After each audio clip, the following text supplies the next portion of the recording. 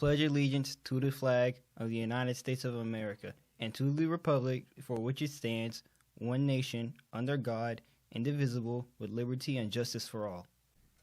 Honor the Texas flag. I pledge allegiance to the Texas, one state under God, one indivisible.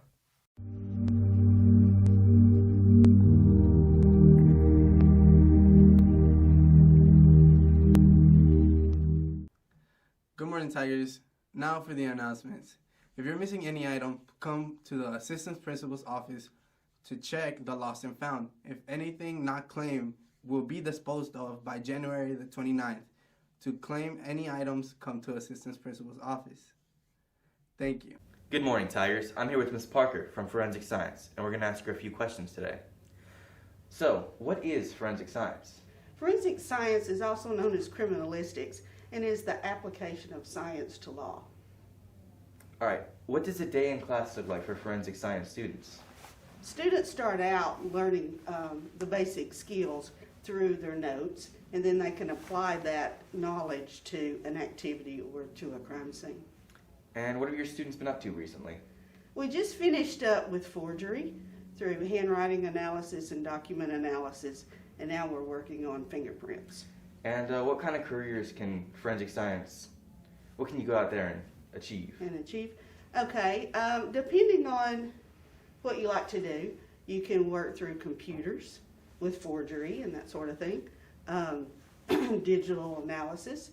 You can work with the medical examiner's office. You can work with law enforcement. It just depends on the area of expertise that you're interested in. All right, and just out of curiosity, what is your perfect crime? With today's technology, there really is no perfect crime. Back to you. The stop sign in the school parking lot are a legal sign and are in place for a reason. They're not only in place for students, adults too have to abide by the law and stop at a stop sign. Yes, if you're waved through, you are good to go. But do not just fly right through the sign. It's illegal. Stop even in the parking lot, just as you do in a public street.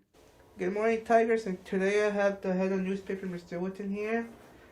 So, how can this program help a student go to college?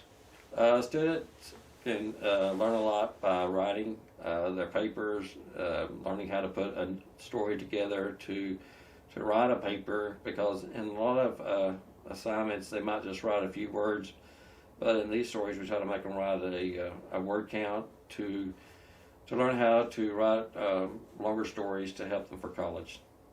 What are the specific requirements to join the program? All students usually need to take a Principles of Arts, which is a freshman level class. It's called Principles of Arts, AV, and Communications, and they take that class and they learn the different writing skills and photography skills to help them. What type of stories does the program work on? Mainly all of our stories try to focus on students, because that's what students at the high school want to read about. They want to read about their classmates. So we try to do stories like on sports, academics, fine arts, anything that involves them, and stories about the teachers as well. What is the most interesting part about the program?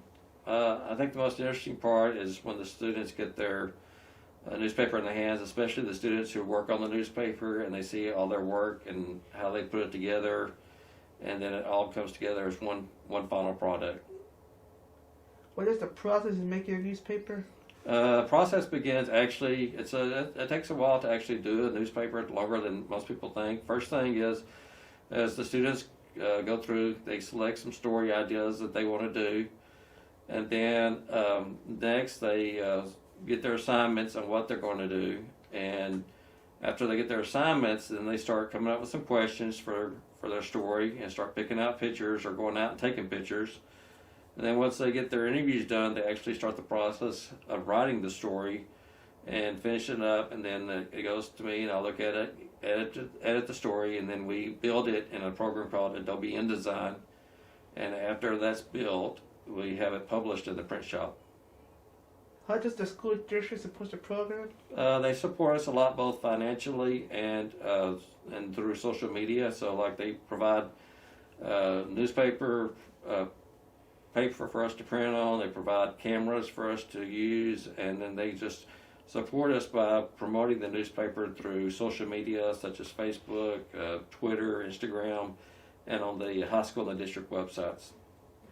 Anything else you want to add? Just that we have really good support from our CTE director, Mr. Whitehurst, all of our principals, led by Mr. Bailey, administrators, and then a lot of good students who work in our newspaper program who do a great job of putting it all together.